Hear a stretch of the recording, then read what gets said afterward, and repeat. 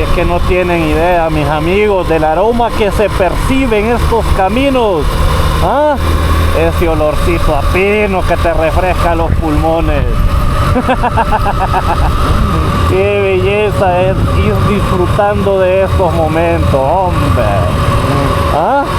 Qué belleza es salir a rodar, mis amigos.